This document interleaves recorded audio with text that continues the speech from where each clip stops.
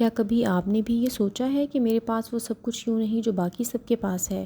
Social media دیکھ کر لگتا ہے سب کی زندگی پرفیکٹ ہے، لیکن کیا واقعی ایسا ہوتا ہے؟ آج ہم اس بات پر دل سے بات کریں گے۔ السلام علیکم، welcome back to my channel. اگر آپ بھی کبھی دوسروں کی زندگی دیکھ کر اداس یا فرسٹریٹڈ محسوس کرتے ہیں تو یہ ویڈیو آپ کے لیے ہے۔ آج میں کچھ ایسی باتیں شیئر کروں گی جو مجھے خود پازیٹیو رہنے میں بہت ہیلپ کرتی ہیں۔ پوائنٹ نمبر 1 ہے کہ ہر انسان کا سفر الگ ہوتا ہے۔ ہم اکثر اپنی زندگی کا مقابلہ دوسروں کی ہائی لائٹڈ ریل سے کرتے ہیں، لیکن ہر گھر، ہر فیملی اور ہر انسان کے چیلنجز الگ ہوتے ہیں۔ جو چیزیں ہمیں نظر آتی ہیں ان کے پیچھے کی محنت اور مشکلات اکثر ہمیں نظر نہیں آتی، جن کو ہم اگنور کر دیتے ہیں۔ اور پوائنٹ نمبر 2 ہے شکر گزاری کی عادت ایک بہت اچھی عادت ہے۔ روز 3 ایسی چیزیں سوچئے جن کے لیے آپ اللہ کا شکر ادا کر سکتے ہیں۔ جب ہم اپنی بلیسنگز پر فوکس کرتے ہیں، اپنی فیملی کے بارے میں سوچتے ہیں، ان کو دیکھ کے خوش ہوتے ہیں تو دل کو سکون ملتا ہے اور کمی کا احساس کم ہو جاتا ہے کہ اللہ تعالیٰ نے ہماری فیملی کو ہمارے پاس بالکل صحت مند تندرست رکھا ہوا ہے۔ ہم روز ان کی شکل دیکھ سکتے ہیں، ہم روز ان کی ہنسی سن سکتے ہیں اور ہم روز ان کے ساتھ ٹائم سپینڈ کر سکتے ہیں۔ پوائنٹ نمبر 3، سوشل میڈیا سے کمپیریزن کم کریں، بلکہ بالکل نہ کریں۔ یاد رکھیے سوشل میڈیا پر لوگ اپنی بیسٹ مومنٹس دکھاتے ہیں، اس لیے ہر چیز کو حقیقت سمجھنا ضروری نہیں۔ اپنی لائف کو، اپنے گولز کو اپنے حساب سے جینا اور دیکھنا سیکھیے، کیونکہ لوگوں کی سٹرگلز ان لوگوں کو پتہ ہے اور وہ ہمارے سامنے پوشیدہ ہیں۔ پوائنٹ نمبر 4، اپنی گروتھ پر فوکس کریں۔ سوچیں کہ آپ نے کیا خواب دیکھے ہیں، آپ نے اپنی گروتھ کے لیے کیا اسٹریٹجی اڈاپٹ کی ہے۔ آپ کا مقابلہ، آج کا مقابلہ صرف کل والے اپنے آپ سے کیجیے۔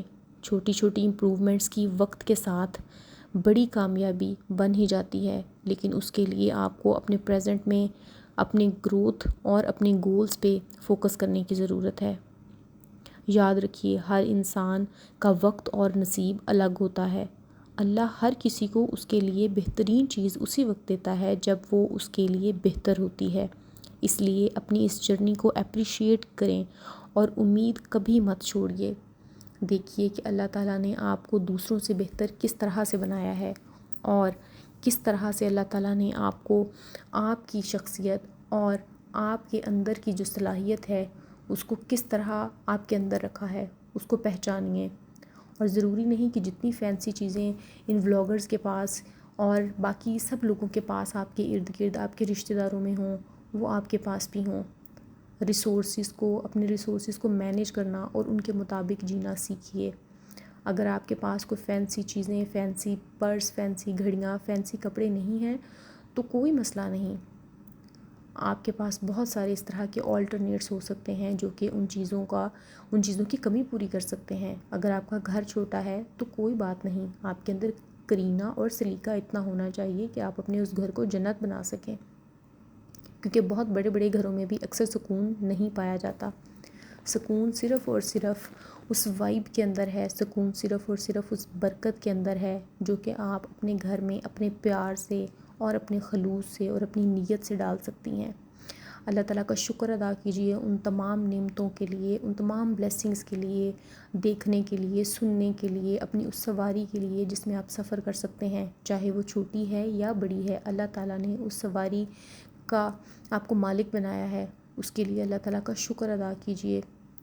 اور ان پیدل جانے والے لوگوں کو سڑک پر دیکھیے جو کہ پیدل جا رہے ہیں سفر کی اور موسم کی سختیوں کو برداشت کرتے ہیں، اپنے ارد گرد ان تمام نعمتوں کا، اس صاف ہوا کا، ان درختوں کا، ان پرندوں کا اور نیچر کی ان تمام چیزوں کا شکر اللہ تعالیٰ کو ادا کیجیے کہ اللہ تعالیٰ نے جو آپ کی خوشی کے لیے اور آپ کے سکون کے لیے بنائے ہیں۔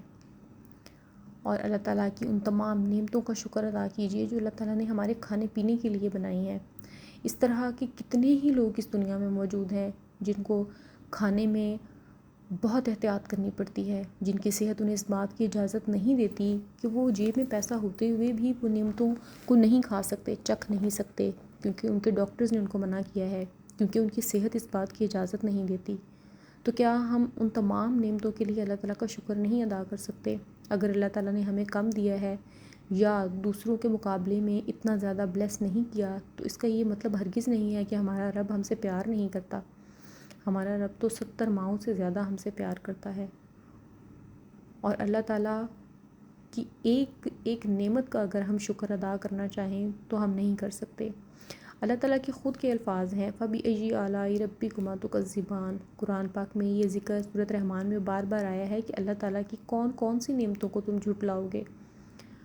ہم تو واقعی اس ایک سانس کا بدلہ بھی نہیں دے سکتے، جو کہ اگر اللہ نہ کرے کہ ہمیں وینٹیلیٹر پر جا کے لینا پڑے تو اس کی ایک دن کی کاسٹ کوئی 1.5 لاکھ روپیہ بنتی ہے۔